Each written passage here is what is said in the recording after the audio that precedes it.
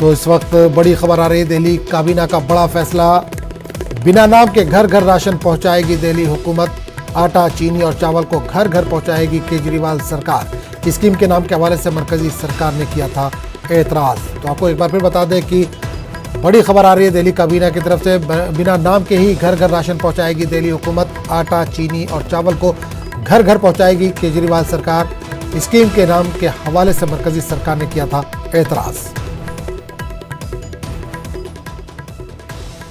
और इस पूरे मामले पर बात करेंगे, सीधे रुख करेंगे अपने नुमाइंदा रचना के पास, जिस वक्त हमारे साथ मौजूद है। रचना, दिल्ली कैबिनेट का बड़ा फैसला है, अब बगैर नाम के ही घर घर राशन पहुंचाया जाएगा।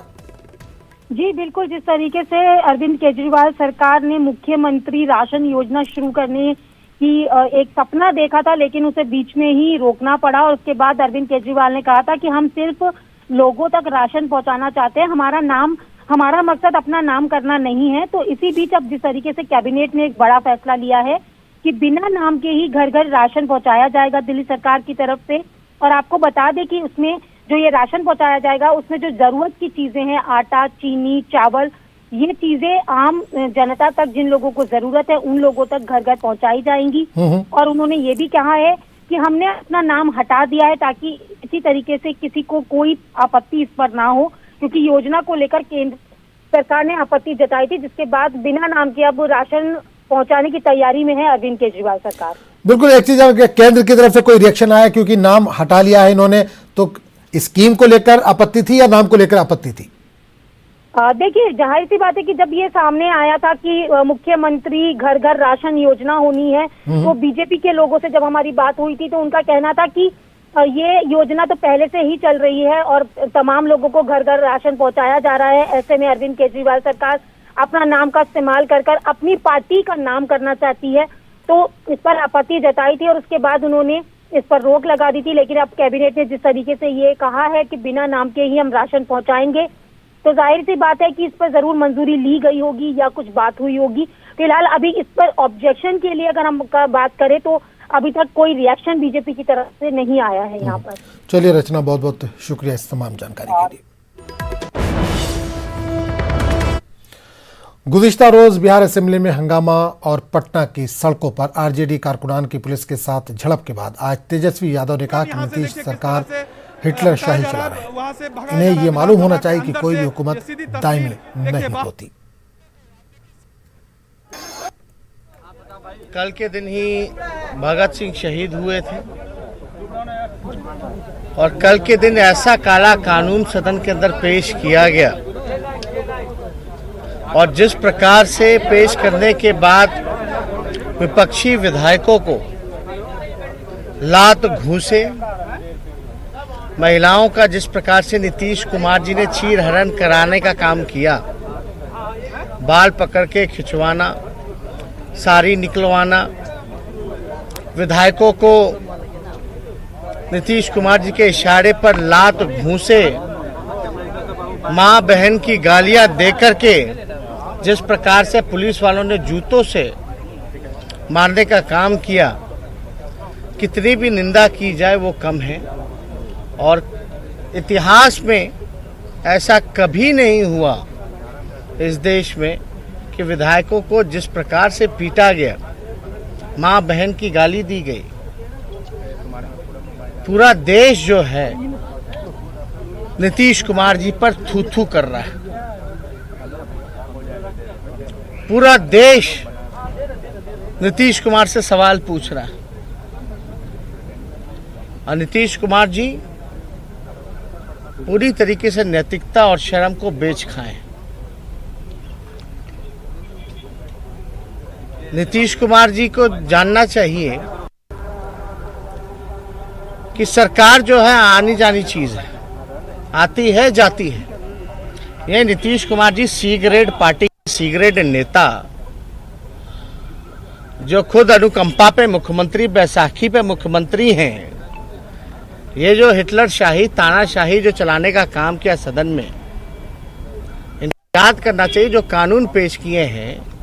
आज तो विधायकों को विधानसभा में पीटा जा रहा है, सादे कपड़ों में पुलिस को, बाहरी लोग को बुला करके पिटवाने का काम किया गया है। तो घर में भी विधायकों को पीटेंगे, लेकिन इसी कानून के तहत नीतीश कुमार जी जान लें कि कोई वो परमानेंट सीट पे बैठने वाले नहीं है। नीतीश कुमार जी को ये पता होना चाहिए कि पूर्व मुख्यमंत्री को भी इसी कानून के तहत घर में घुस के पीटा जा सकता है।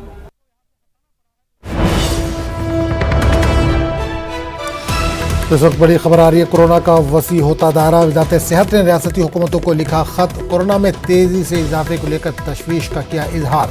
खत में रियासती सरकारों को कहा गया, त्योहारों को देखते हुए कोरोना प्रोटोकॉल का रखा जाए ख्याल, त्योहारों में भीड़ इकट्ठा होने से रोके रियासती सरकार, कोरोना गाइडलाइंस पर किया जाए अमल। तो बड़ी खबर इस वक्त आ रही है कोरोना को लेकर, कोरोना का वसी होता दायरा। वजारत सेहत ने रियासती हुकूमत को इस सिलसिले में खत लिखा है, कोरोना में तेजी से इजाफे को लेकर तशवीश का इजहार किया गया है।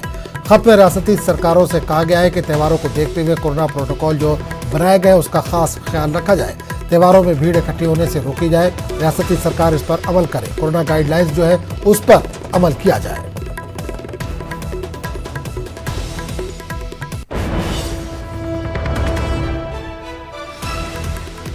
तो इस वक्त कोरोना को लेकर बड़ी खबर आ रही है, कोरोना का वसी होता दायरा। वजारत सेहत ने रियासती हुकूमत को इस सिलसिले में खत लिखा है, कोरोना में तेजी से इजाफे को लेकर तशवीश का इजहार किया है।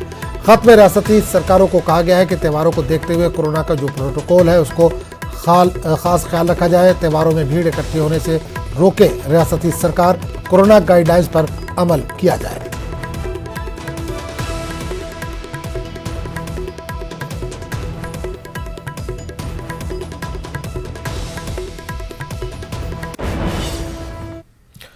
बिहार में चल रहे हंगामे पर सुशील मोदी ने कहा कि आरजेडी गुंडागर्दी पर उतर आई है, इसलिए सड़कों पर इस तरह की मारपीट कर रही है। रियासत की भलाई के लिए काम करने वाली पार्टियां कभी अवामी इमलाक को नुकसान नहीं पहुंचाती। की पराकाष्ठा है।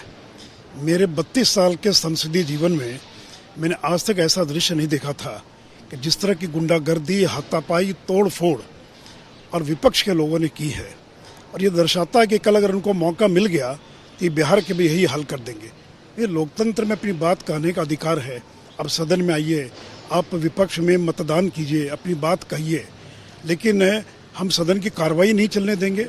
और स्पीकर के हाथ से कागज फाड़ दिया, टेबल को उलट दिया, मारपीट की नौबत आ गई और अंततः पुलिस को बुलाना पड़ा। इससे ज़्यादा दुर्भाग्यपूर्ण कुछ भी नहीं हो सकता है। तो विपक्ष जो है पूरे बिहार के लोगों के सामने और बेनकाब हो गया है कि इनका नेतृत्व किस प्रकार का है। ये अराजकता में, गुंडागर्दी में, लूट में, अपराध में विश्वास करने वाले लोग हैं। और नहीं तो आपकी संख्या है, आप आकर अपनी बात कहते। और ये तो देखिए, पुलिस को पहले से अधिकार है, किसी भी व्यक्ति को बिना वारंट के गिरफ्तार करने का अधिकारी को नया अधिकार है क्या? ये तो जो स्पेशल पुलिस फोर्स बनाई जा रही है उसको भी ये अधिकार दिया गया। और के देश के सभी राज्यों के अंदर पुलिस अगर कोई अब अपराधी भाग रहा है तो क्या उसके लिए वारंट का इंतजार करती है क्या?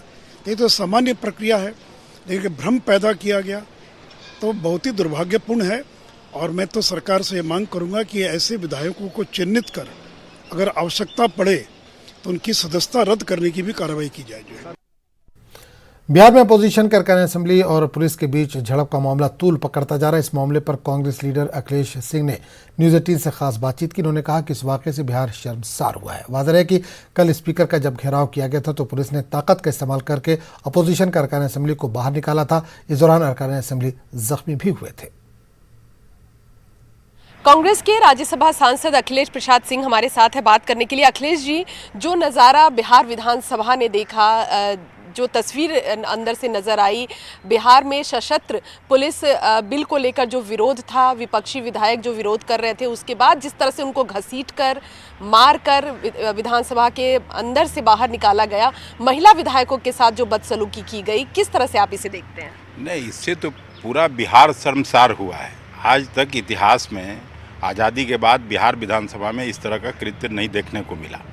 और वो भी एक ऐसे कानून के खिलाफ, जब विपक्ष के विधायक लोग ये हंगामा कर रहे थे या जो भी उसको रोकने का कोशिश कर रहे थे, उसमें इस तरह की कार्रवाई करना, वो भी एक ऐसे मुख्यमंत्री से जो इमरजेंसी के दौरान जयप्रकाश आंदोलन से जुड़े रहे, हमेशा इमरजेंसी के खिलाफ उनका वक्तव्य आता रहा, और वो इस तरह का कार्रवाई करे, तो इससे तो कोई संवैधानिक संस्था नहीं बचेगा। और किसी की इज्जत नहीं बचेगी। पुलिस को जब इस तरह से पावर दिया जाएगा, किसी के घर में उसके बिना कोई कारण का किसी को उठा के ले जाएगा, तो जमहूरियत जनतंत्र का मतलब क्या रह जाता है। जिस तरह से विधानसभा के अंदर डीएम, एसएसपी तमाम लोग अंदर पहुंचे हुए थे, तस्वीरें सबने देखी किस तरह से विधायकों को वहां मारा जा रहा था, महिला विधायकों को बाल खींचकर बाहर निकाला जा रहा था। क्या ये तस्वीर क्या लोकतंत्र में शोभा देती है? अब ये पता नहीं राष्ट्रपति जी को ये दिखता है कि नहीं, प्रधानमंत्री जी को ये दिखता नहीं है। थोड़ा भी अगर नैतिकता बचा है तो वहाँ पे प्रेसिडेंट रूल लगाया जाना चाहिए और नीतीश जी को इस्तीफा देके फिर से चुनाव कराना चाहिए। एक दिन पहले बिहार दिवस मनाया जा रहा था, जिस तरह से नीतीश कुमार लगातार कह रहे थे कि बिहार के गौरव को आगे बढ़ाने का काम हम करते हैं, और एक दिन बाद ये तस्वीर। नहीं, क्या गौरव रह गया, इससे तो पूरा बिहार शर्मसार हुआ। हम लोगों का सिर नीचे झुकता है, समान प्रतिष्ठा किसी की बची नहीं। जब बिहार विधानसभा में इस तरह का आचरण व्यवहार होगा और वहाँ जब पुलिस घुस के मारेगी तो लोग, जो जनसाधारण लोग हैं, उनके साथ पुलिस क्या करेगी, ये साफ है। इसलिए हम मांग करते हैं भारत सरकार से कि वहाँ पे इस तरह के जब काम हो रहा है तो भारत सरकार को हस्तक्षेप करना चाहिए। चलिए, तो कहीं ना कहीं अखिलेश प्रसाद सिंह का कहना है कि जो दृश्य देश ने देखा वो कहीं ना कहीं बिहार को शर्मसार करता है, और इसको लेकर केंद्र सरकार को संज्ञान लेना चाहिए, राष्ट्रपति शासन लगना चाहिए बिहार में, और जो कृत्य है वो कहीं ना कहीं बिहार के गौरव को नीचा करने का काम करता है, क्योंकि इतने सालों में आज़ाद भारत में विधानसभा के अंदर की ऐसी तस्वीर कभी देखने को नहीं मिली। कैमरा पर्सन सत्य प्रकाश के साथ Ranjita Jha, news 18 Network. Congress leader Bhaktacharan Das ने बिहार असेंबली में अपोजिशन के खिलाफ ताकत के इस्तेमाल की सख्त अल्फाज में मजम्मत की है। इसके प्रभारी भक्तचरण दास हमारे साथ है बात करने के लिए। सर, जिस तरह का दृश्य बिहार विधानसभा के अंदर कल दिखा, विधायकों को जिस तरह से वहां से मारकर बाहर निकाला गया, महिला विधायकों के साथ जिस तरह का सलूक किया गया, किस तरह से इस पूरे मामले को आप देखते हैं? बिहार पूरा लॉलेसनेस है, और जो लॉलेसनेस का चरम सीमा कल दिखाई दिया। और बिहार में विधायक लोगों को विधानसभा के अंदर, क्या पुलिस राज है? पुलिस अंदर घुसेगा विधानसभा में? नॉर्मल कोर्टसीता वेल में जाना, पार्लियामेंट में वेल में जाते हैं संसद के सदस्य, विधानसभा में हर विधानसभा में जाते हैं संसद के सदस्य। उनको ज़्यादा से ज़्यादा मार्शल लॉ है स्पीकर के अधीन में, मार्शल आते हैं, उनको समझा बुझा के पकड़ के गेट से बाहर कर देते हैं, सभा के बाहर उनको छोड़ देते हैं। इतना होता है, लेकिन पुलिस घुस के पीटा। हमारे एक संतोष मिश्रा, एक सिंपल साधारण एमएलए है, बेचारा बहुत इनोसेंट आदमी है, उनको बुरी तरह से पीटा, उनको लात मारते हैं अंदर जाके, और महिलाओं को जिस तरह से उनका चोटी पकड़ के उनको खींच के ले जाते हैं बाहर। ये क्या सभ्यता है? क्या इस तरह से देश चलने का सपना हमारे पूर्वज देखे थे? बिल का विरोध कर रही थी विपक्षी पार्टी, चर्चा की बात कर रही थी और कह रही थी कि ये बिल कहीं ना कहीं बिहार की जनता के लिए सही नहीं है, उस पर चर्चा होनी चाहिए, और इस विरोध को सरकार नहीं सह पाई और जो दृश्य दिखा अंदर, यही बात है। जो उम्मीद नहीं था उनसे बिहार के लोगों का, वो वही कर रहे हैं, गुंडे पे उतर आ रहे हैं, और पुलिस राज जो कानून लाए रहे थे उसको विरोध करने का विपक्ष का पूरा हक है। आप देश को पुलिस हाथ में दे रहे हो, अपने हाथ से हटा के, चुने हुए नेता या सरकार के हाथ से हटा से आप पुलिस के देने की कोशिश कर रहे हो। उसको विरोध जनता करेगा, ओपोजिशन करेगा। ओपोजिशन ने किया और जम के विरोध करना चाहिए, जम के विरोध किया तो आप हाथापाई करोगे। हाथापाई भी आपस में होता तो दूसरी बात है, संसद के अंदर उनके सदस्य हमारे सदस्य के अंदर होता तो दूसरी बात है। ये किस तरह से वो बाहर से पुलिस को बुला के, इतने गाड़ियों में कैसे देख रहे हैं आप, सोशल नेटवर्क में घूम रहा है, कितने गाड़ियों, सैकड़ों गाड़ियों में पुलिस जाके, जैसे कि चाइना के, पाकिस्तान के ऊपर आक्रमण करने जा रहे हैं। गांधी जी की धरती है, अनेक आज़ादी के सेनानियों का धरती है, वहाँ इसके खिलाफ लड़ाई शुरू हो गया आज से। आज भी बाहर बैठे थे, हमारे शहीद स्मृति पर बैठे थे हमारे विधायक लोग, हमारे नेता लोग, और अंदर भी आज हाउस में बैठे हैं। और कल धारणा है, प्रत्येक डिस्ट्रिक्ट में जो धारणा है किसानों के संदर्भ में, उसमें ये बात भी हर जिला में कल उठेगा। धन्यवाद। कैमरा पर्सन सत्य प्रकाश के साथ रंजीता झा, न्यूज़ 18 नेटवर्क।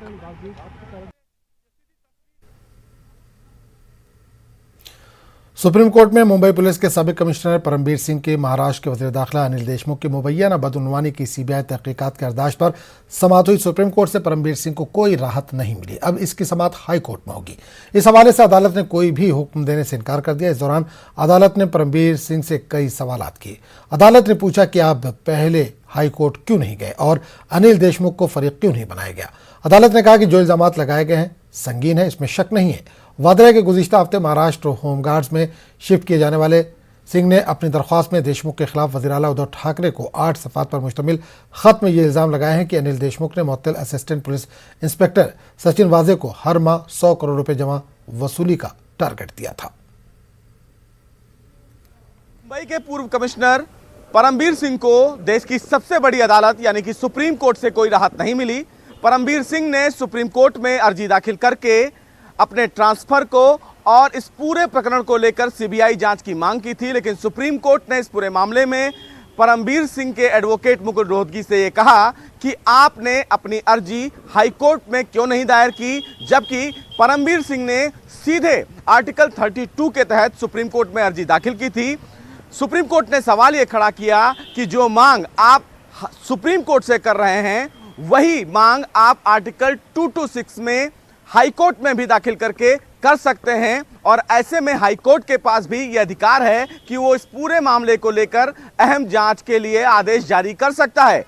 बहरहाल सुप्रीम कोर्ट में तमाम दलीलें परमबीर सिंह के एडवोकेट के द्वारा दी गईं, लेकिन सुप्रीम कोर्ट फिलहाल मुकुल रोहतगी के उन तमाम दलीलों से संतुष्ट नहीं हुआ। हालांकि मुकुल रोहतगी की तरफ से कोर्ट में यह भी कहा कि वो आज ही परमबीर सिंह की याचिका को लेकर हाई कोर्ट में एक अर्जी दाखिल करेंगे, लेकिन सुप्रीम कोर्ट इस मामले में हाई कोर्ट को यह आदेश दे दे कि वो कल इस पूरे मामले की सुनवाई करे, लेकिन सुप्रीम कोर्ट ने ऐसा कोई आदेश नहीं दिया। सुप्रीम कोर्ट ने कहा कि हाई कोर्ट यह तय करेगा कि परमबीर सिंह की याचिका पर सुनवाई कब की जाए, यानी कि परमबीर सिंह जिस उम्मीद से सुप्रीम कोर्ट आए थे फिलहाल वो उम्मीद खरी नहीं उतरी, और ऐसे में अब परमबीर सिंह को मुंबई हाई कोर्ट में अर्जी दाखिल करना होगा, और जो मांग वो सुप्रीम कोर्ट से कर रहे थे वही मांग अब वो हाई कोर्ट में करेंगे। हाई कोर्ट ये तय करेगा कि परमबीर सिंह की अर्जी पर सीबीआई की जांच जो मांग कर रहे हैं वो फिलहाल आदेश दिया जाए या फिर नहीं। कैमरामैन कार्तिक के साथ सुशील पांडे, न्यूज़ 18 दिल्ली। महाराष्ट्र के वजीर दाखिला अनिल देशमुख ने मुंबई के साबिक पुलिस कमिश्नर परमबीर सिंह की तरफ से इल्जाम आयद करने के बाद पहली बार वजीर आला उद्धव ठाकरे से मुलाकात की। वजीर आला के सरकारी रिहाइशगाह पर होने वाली 1 घंटे तवील मीटिंग हुई। वाज़ेह है कि आज रियासती काबीना की मीटिंग होने वाली है। इससे एक दिन कबल देशमुख ने उद्धव ठाकरे से मुलाकात की। इस तनाज़े के मंजराम पर आने के बाद पूरी काबीना पहली बार मिलने वाली है। देशमुख ने वजीर आला से मुलाकात की तफसीलात से आगाह नहीं किया। परमबीर सिंह के इल्जामात के 3 दिन गुजरने के बाद ठाकरे ने अभी तक इस मामले में कोई बयान नहीं दिया है। महाराष्ट्र के बीजेपी लीडरान ने रियासत के गवर्नर भगत सिंह कोश्यारी से मुलाकात की। इस मीटिंग में बीजेपी लीडरान महाराष्ट्र के मौजूदा सियासी हालात पर गवर्नर के साथ तबादला ख्याल किया। मुंबई के साबिक पुलिस कमिश्नर के जरिए रियासत के वजीर दाखिला अनिल देशमुख पर लगाए गए इल्जामात के बाद बीजेपी लीडरान की गवर्नर के साथ ये पहली मुलाकात की। बीजेपी वफद में महाराष्ट्र बीजेपी के सदस्य चंद्रकांत पाटिल के अलावा सुधीर मंगटीवार और आशीष शिलार भी शरीक रहे। हालांकि देवेंद्र फडणवीस के ऑफिस से मिली जानकारी के मुताबिक ये रस्मी मुलाकात थी।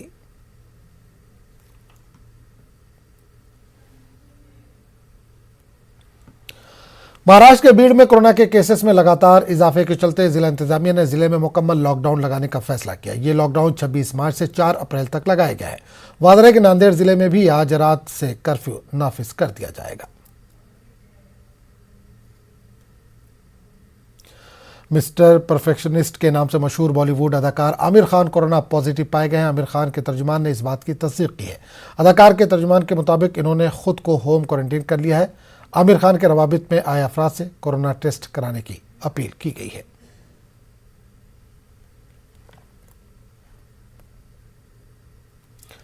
दिल्ली डिजास्टर मैनेजमेंट अथॉरिटी ने एक हिदायतनामा जारी किया जिसके मुताबिक अवामी मुकामात पर होली, शब बारात, नवरात्रि मनाने पर इम्तनाई अहकामात नाफिज किए गए। दिल्ली में कोरोना के बढ़ते मामलों के मद्देनजर दिल्ली डिजास्टर मैनेजमेंट ने ये इम्तनाई अहकामात नाफिज किए ताकि भीड़ की वजह से कोरोना के मामलों में मजीद तेजी न पैदा हो सके। दिल्ली डिजास्टर मैनेजमेंट अथॉरिटी के मुताबिक इन त्योहारों के लिए किसी भी अवामी मुकामात पर प्रोग्राम, जलसे जुलूस पर पाबंदी होगी। वाज़ेह है कि 28 मार्च को होली और शब बारात एक साथ है।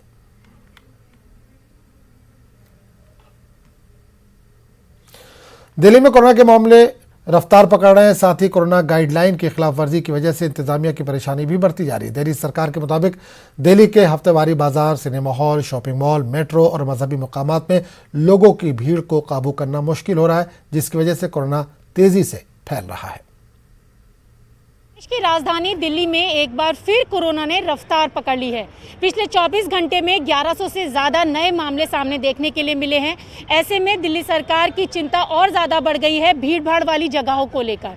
दिल्ली सरकार ने आदेश जारी किया है और उसमें कहा गया है कि जो दिल्ली के मेट्रो स्टेशंस हैं, मॉल हैं, सिनेमा हॉल हैं और भीड़ भाड़ वाली जो जगहें हैं, यहाँ तक कि जो धार्मिक स्थल हैं उसे भी सुपर स्प्रेडर एरिया बताया गया है। और इसके साथ तमाम जो जिलाधिकारी हैं उनको आदेश दिए गए हैं कि इन जगहों पर SOP का सख्ती से पालन कराया जाए। और इस वक्त मैं दिल्ली के CP में मेट्रो स्टेशन के बाहर खड़ी हुई हूँ।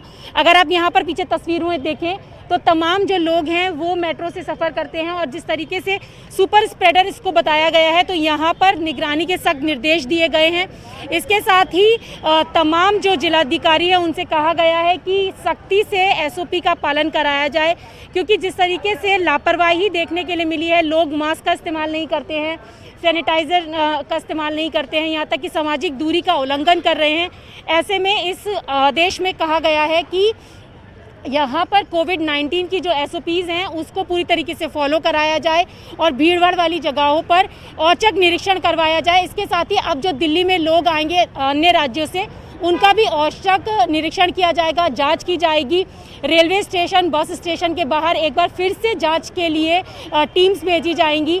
तमाम कवायदे यहाँ पर दिल्ली सरकार करती नज़र आ रही है और जिस तरीके से भीड़ भाड़ वाली जगहों को सुपर स्प्रेडर एरिया घोषित किया गया है, आदेश जारी किया गया है कि मेट्रो स्टेशन के बाहर और इसके साथ ही जो मॉल्स हैं, जो सिनेमा हॉल हैं या भीड़ भाड़ वाली जो जगहें हैं जहाँ पर लोगों का आना जाना ज़्यादा रहता है, वहाँ पर सख्त निगरानी रखी जाए, सर्विलांस किया जाए। और इसके साथ ही तमाम निर्देश जिलाधिकारियों को दे दिए गए हैं।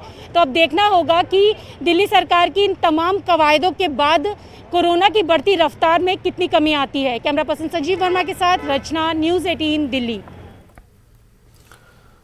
बेशतर सियासतदान अवामी मुकामात पर बिना मास्क के नजर आ रहे हैं, जबकि सियासतदानों को एक मिसाल कायम करते हुए अवाम की सरबराही करनी चाहिए। ऐसे में न्यूज़ 18 तमाम से अपील करता है कि वो मास्क का इस्तेमाल करें और कोरोना से बचें। कोरोना वबा के दौरान बामी इमदाद और निसार का जज्बा मुस्तहकम हुआ है। मुल्क इस वबा से मुत्तहिद होकर मुकाबला कर रहा है। टीकाकारी के ऐलान के बाद हम बेहतर ताउन करें जिससे हम कोरोना को मात देने की जानिब कदम बढ़ा सकें। नेटवर्क 18 इस मुहिम में हर कदम पर आपके साथ रहेगा। जब तक सभी महफूज नहीं तब तक कोई महफूज नहीं होगा। इसी सोच की बुनियाद पर हमारी मुहिम संजीवनी का मकसद ये यकीनी बनाना है कि वैक्सीन पाना सभी हिंदुस्तानियों का हक है।